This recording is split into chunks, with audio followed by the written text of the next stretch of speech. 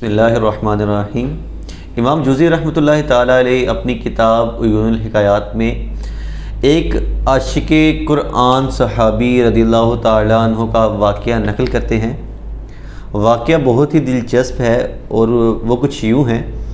کہ سیدنا جابر رضی اللہ تعالیٰ عنہ اس واقعے کے راوی ہیں۔ فرماتے ہیں کہ ہم پیارے آقا صلی اللہ تعالیٰ علیہ وسلم کے ساتھ کسی غزوے میں شرکت کے لیے جا رہے تھے اور راستے میں ہمارا ایک پہاڑی علاقے سے گزر ہوا۔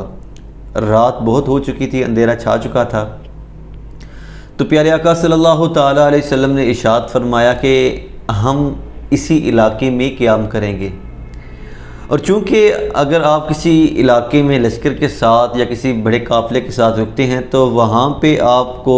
مختلف قسم کے خطرات ہوتے ہیں۔ ایک تو آپ کو دشمن کا خطرہ ہوتا ہے، دوسرا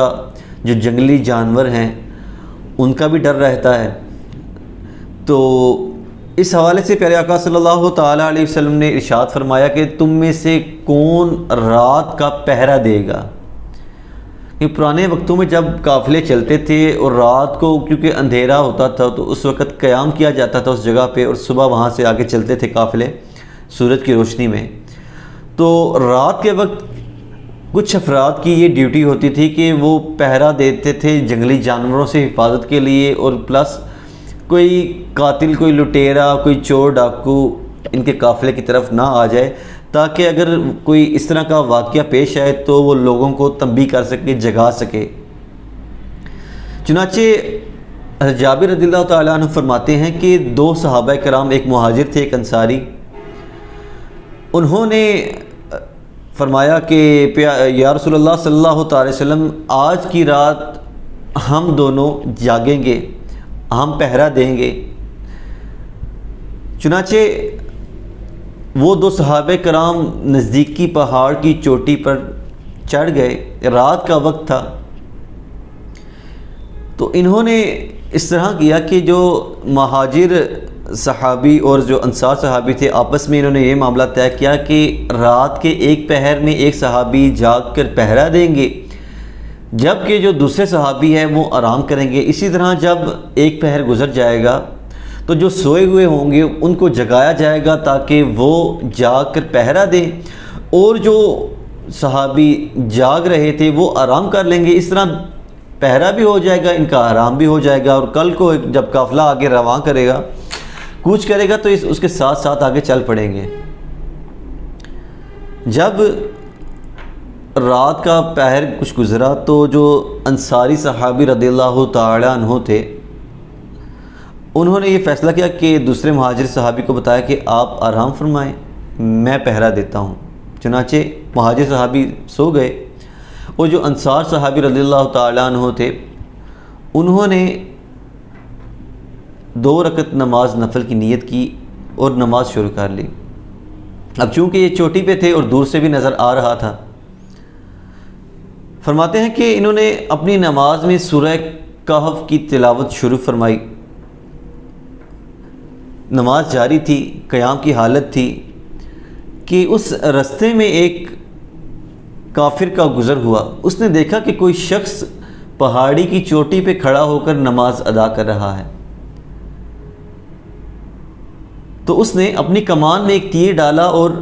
نشانہ باندھ کر ان کی طرف ایک تیر چھوڑا، جو تیر ان کی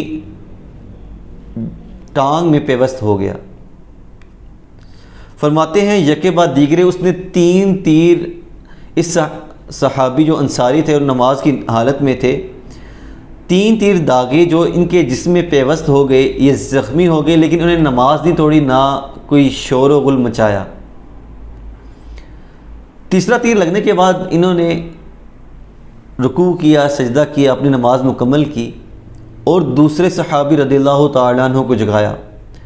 وہ جو کافر جس نے تیر چھوڑا تھا، اس کو جب پتہ چلا کہ یہ شخص اکیلا نہیں ہے، اس کے ساتھ کوئی اور بھی ہے، تو وہ شخص وہاں سے بھاگ کھڑا ہوا۔ اس مہاجر صحابی نے اس انصار صحابی رضی اللہ تعالیٰ عنہ سے پوچھا کہ آپ نے مجھے کیوں نہیں جگایا؟ تو انصار صحابی رضی اللہ تعالیٰ عنہ نے فرمایا کہ میں نے سورہ کہف کی تلاوت شروع کی تھی، اور اگر مجھے میرے پیارے آقا صلی اللہ تعالی علیہ وسلم نے رات کے وقت پہرے کی ذمہ داری نہ دی ہوتی تو میں مکمل سورہ کہف پڑھ کر ہی سلام پھیرتا، کیونکہ پیارے آقا صلی اللہ تعالی وسلم نے یہ میری ذمہ داری لگائی تھی کہ میں رات کو جا کر پہرا دوں، اس لیے میں نے اپنی نماز جلدی مکمل کر لی کہ کہیں میں شہید ہو گیا تو اپنی جو ڈیوٹی میرے نبی صلی اللہ تعالی علیہ وسلم نے لگائی ہے اس میں کوتاہی نہ کر بیٹھوں، اس لیے میں نے جلدی نماز مکمل کی اور آپ کو جگایا۔